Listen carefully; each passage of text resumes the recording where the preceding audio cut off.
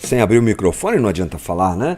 Novamente na área, trazendo uma conversa sobre Sermão do Monte, tentando entender o que Jesus fala, tentando compreender e absorver as palavras de Jesus na sua profundidade, o máximo que nós pudermos, porque assim a ideia é que essas palavras ecoem na mente e escorram para o coração.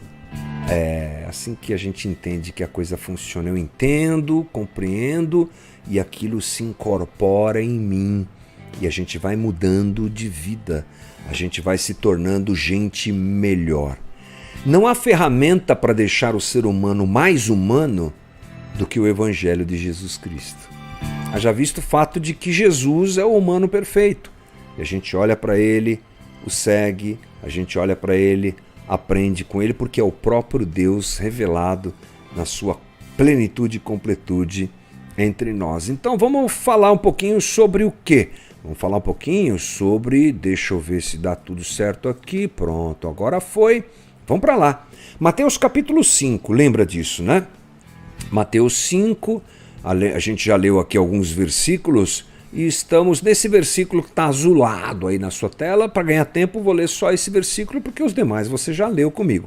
Bem-aventurados que têm fome e sede de justiça, pois serão satisfeitos. Boa, hein? Dá uma boa conversa isso aqui. É o que a gente vai tentar fazer junto aqui. Deixa eu colocar essa anotação na tela para você saber sobre o que é que nós estamos conversando. Então, vamos lá. Os que têm fome e sede de justiça são felizes, porque eles serão satisfeitos. Bom, vamos pensar o seguinte, gente. A palavra-chave aqui, é óbvio, é justiça. A palavra justiça no grego, de kaiosuné, tem alguns sentidos que podem ser aplicados para nós entendermos o que Jesus está dizendo. Lembrando que Jesus falava aramaico, mas a língua corrente da época, como a gente costuma dizer que o inglês da época, era o grego. Então, quando Mateus vai registrar o que Jesus falou em aramaico, ele usa o grego. Portanto, ir na fonte da anotação de Mateus é importante, porque o grego é uma língua dinâmica, uma língua que ao mesmo tempo é super precisa, abre leques para nós entendermos, isso é bem legal.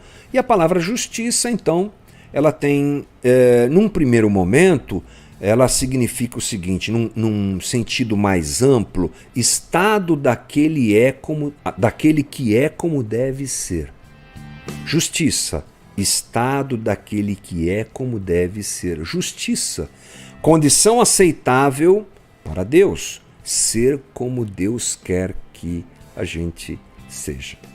É isso.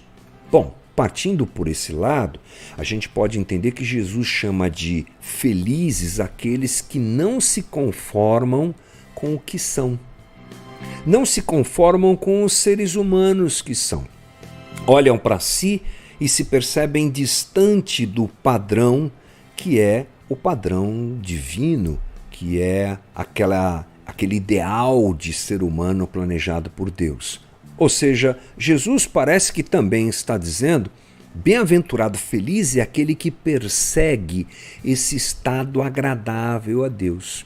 É aquele que luta por uma transformação interior que se reflete no seu jeito de ser, de agir, de interpretar, que se reflete no seu jeito de decidir as coisas da vida. Bem-aventurado aquele que se percebe errado, que se percebe distante daquele padrão tão elevado que é o próprio Cristo e luta com as suas forças para ser alguém mais parecido com Jesus todos os dias.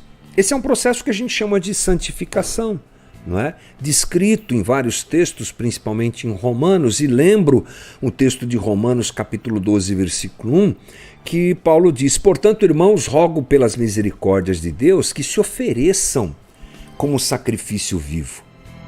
Agora não é mais o sacrifício do templo, agora é a sua vida que é um sacrifício a Deus. E que tipo de sacrifício deve ser? No mesmo padrão que era feito no templo, o que se tentava fazer no templo, santo e agradável a Deus. E aí Paulo diz que esse é o culto racional. Olha que legal, gente. O meu sacrifício vivo, santo e agradável a Deus é a minha transformação. É a minha mente que é transformada e racionalmente eu decido seguir esse padrão divino. E aí no versículo 2, Paulo diz, não se amoldem ao padrão deste mundo. Não se amoldem ao padrão desta sociedade. A palavra mundo aqui, palavra cosmos, no grego quer dizer sistema. Ou seja, não coloquem a tua expectativa ou não tenham como exemplo esse sistema, mas transforme-se pela renovação da sua mente para que você seja capaz de experimentar e comprovar a vontade de Deus. Então, podemos dizer que Jesus está dizendo feliz é aquele que persegue isso. Quando? Aqui e agora. Que luta contra as suas mazelas interiores, que luta contra o fato de ser ganancioso, que luta contra o fato de ser mentiroso. Feliz é aquele que luta para buscar ser alguém ligado a esse padrão divino, que é o padrão do homem perfeito, o segundo Adão, aquele que nós enxergamos na cruz morrendo por nós. Portanto, ser um discípulo de Jesus é buscar esse movimento de transformação constante. E Jesus diz, bem-aventurado o que tem fome e sede de justiça, porque será satisfeito. Dentro dessa ideia que estamos explanando aqui, da palavra justiça ser uma transformação interior, Jesus então nos dá um consolo. Vai chegar o dia que isso tudo vai acabar. O dia que você se encontrará com a perfeição. O dia que você será alguém renovado plenamente. O dia que ele vier e reinar. Não é? O dia que nós realmente conseguirmos nos livrar desse corpo carnal, não que o corpo seja mau, porque ele será renovado, mas conseguirmos nos livrar, e algo que nós não conseguimos hoje, a não ser pela ação do Espírito Santo em nós, não é? Dessa natureza pecaminosa. Então, bem-aventurado aquele que tem sede e fome de se parecer mais com Deus. Vai chegar o dia que isso vai acontecer. Coisa boa, né? Mas nós podemos entender a palavra justiça, e o grego também nos dá essa possibilidade, como a justiça de um mundo melhor. Essa que a gente ouve, faltou justiça. Não é? Quem vai fazer justiça? Por que a gente pode pensar assim? Porque uma das interpretações da palavra justiça, uma das traduções possíveis, num sentido mais restrito, mais possível, é justiça ou virtude que dá a cada um o que lhe é devido. Não é? Pode ser também visto como a manifestação da justiça e do juízo em cima de uma situação. Quando você tem alguém que pratica um crime, a justiça precisa chegar até ali, para dar àquela pessoa aquilo que é devido, e por conta do erro dela, ela precisa ser punida diante da justiça. Mas a ideia é nós pensarmos na justiça como aquele instrumento de equação, não é? Entre os seres humanos, coisa que falta hoje. Vamos nos lembrar que Jesus fala para uma plateia muito empobrecida. O Império Romano judiava daquele pessoal.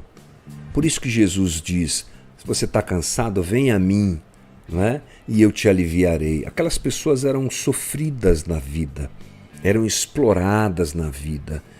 Elas eram as pessoas que com certeza tinham fome e sede de justiça. Porque quem tem fome e sede de justiça? O injustiçado. Quem não é injustiçado não sente falta de justiça, porque para ele está tudo bem. Quem sente falta de justiça é o oprimido, é o machucado, é o explorado. aquele que teve os seus direitos usurpados, aquele que é abusado. É aquele que, mesmo plantando justiça, colhe injustiça. Né? Aqueles que se sentem largados, aqueles que não ouvem, ou melhor, não são ouvidos os seus gritos, o seu clamor não é ouvido. Aqueles que batem em várias portas e nada muda, aqueles que apresentam argumentos, contrapontos, mas nunca são vistos como alguém que tem razão. Né? Então, quem pede justiça é o injustiçado. E aí, nós podemos ampliar isso e perceber que esses que são injustiçados são tratados pela própria sociedade onde vivem como marginalizados. Olha só que composição social interessante. O injustiçado, que não tem voz, que ninguém percebe, que ninguém dá atenção, ele ainda é expulso, ele é colocado à margem da sociedade e chamado de marginalizado. Não é? É assim que a gente faz. Muita gente não gosta muito dessa conversa porque parece que nós estamos reduzindo o reino de Deus a uma dimensão socioeconômica, sociopolítica econômica. Né? Mas onde é que essa injustiça se manifesta? Qual é o palco da injustiça, se não a vida na sociedade em que nós vivemos? Onde é que essa maldade se apresenta mais claramente? Onde é que o malvado faz as suas maldades? É nessa vida. Então, a igreja ou a pessoa, ou quando o nosso entendimento pelo Evangelho não inclui essa existência pé no chão, nós estamos desprezando o próprio caminho que o Cristo tomou ao andar entre nós, denunciando e corrigindo as injustiças. Porque foi isso que Cristo fez. Nos tecidos sociais é que se apresenta a maldade, é onde o ser humano machuca o outro, explora o outro, submete o outro à fome, submete o outro à miséria, sofrimentos que poderiam ser evitados. Estamos diante de uma guerra que nada mais é do que a manifestação grotesca e gigante de injustiça. Crianças estão lá morrendo. Famílias estão sendo destruídas, um país está sendo destruído. Por quê? Porque a maldade do coração humano se projeta na execução da injustiça, aonde? Nesse palco, aqui e agora. Então Jesus diz, bem-aventurados os que têm fome e sede de justiça, que querem ver as coisas mais iguais. Aqueles que se incomodam com a fome alheia causada por nada ou causada pela ganância do outro. Aqueles que olham para o jeito que as pessoas são tratadas e, uau, como isso dói em mim. Ontem estava falando lá na nossa comunidade sobre a capacidade infeliz que nós temos de selecionar o que queremos ver. Eu só quero ver algumas coisas. E aí eu dei um exemplo que alguém depois me disse foi um bom exemplo. Então eu vou repetir aqui. Essa mesma guerra que eu falei agora há pouco, ela é triste, né? Ela é complexa. Aliás, toda guerra é. Mas eu disse ontem, talvez nós só venhamos a nos importar com a guerra porque agora a gasolina subiu, né? A gente esconde um pouco, se esconde de olhar a miséria alheia, a dor alheia, a injustiça alheia quando queremos fazer.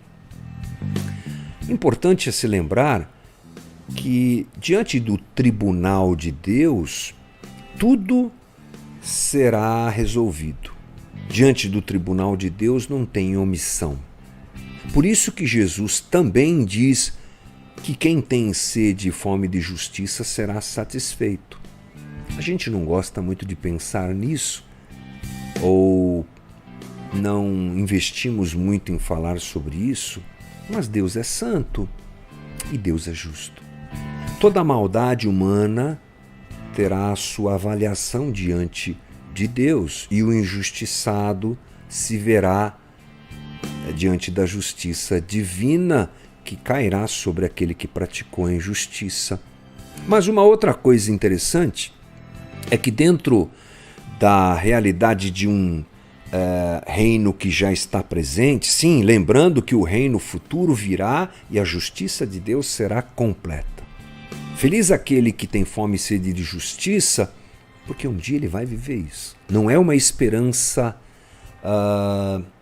boba, não é uma esperança infantil, é uma esperança boa. Pode crer que vai chegar o dia que ele vai reinar entre nós e a injustiça vai acabar. Mas a gente está aqui e a gente está nesse agora. Cabe a nós também manifestarmos os valores do reino de Deus que virá plenamente, mas que já está hoje sendo lutadores contra a injustiça. Podemos fazer alguma coisa e quem sabe a felicidade daquele que tem fome e sede de justiça seja, dentro do possível, fazer justiça. Como é bom a gente socorrer quem precisa. Como é bom a gente atender quem está injustiçado. Sim, não será possível resolver toda a questão. A questão só será resolvida plenamente quando Cristo reinar nesse mundo e resolver tudo aqui. Mas por enquanto, a gente pode aliviar a dor do injustiçado. Se nós somos aqueles que olham para esse mundo e percebem o sofrimento alheio e a injustiça alheia e não fazemos nada, então nós não somos esses que são felizes porque desejam a justiça. Esse é o convite de Jesus também. Dentro dessa conversa, essa possibilidade fica clara. Os discípulos de Jesus marcham para o reino de Deus, que virá plenamente, tentando resolver da melhor maneira possível a injustiça. Andamos ao lado dos pobres, sim. Andamos ao lado dos menos favorecidos e injustiçados. Andamos ao lado dos que não têm voz, ou que têm voz e que ninguém escuta. Andamos ao lado dos marginalizados. A igreja que se fecha como um clube VIP não está vivendo isso. O coração do homem que se fecha à realidade da dor alheia, ele é conivente com a injustiça. Desmond Tutu, um dos ícones da luta contra o apartheid na África do Sul, disse que aliás, não foi ele que disse isso, foi Martin Luther King. Ele disse: o que me preocupa não é o que os poderosos e malvados fazem, o que me preocupa é a ausência de alguém se importando com isso. É a falta de manifestação de alguém pela justiça que deveria estar presente no mundo. E naquele momento, com relação à discriminação racial, aquela coisa toda, né? Portanto, nós, fechando aqui o nosso novamente, quando lemos bem-aventurados os que têm fome e sede de justiça, porque serão satisfeitos, podemos pensar nessa justiça equivocada que carregamos, nesse jeito humano equivocado de ser e lutar por isso. Ótimo. Bora, irmão. Que Deus te ajude, que Deus me ajude.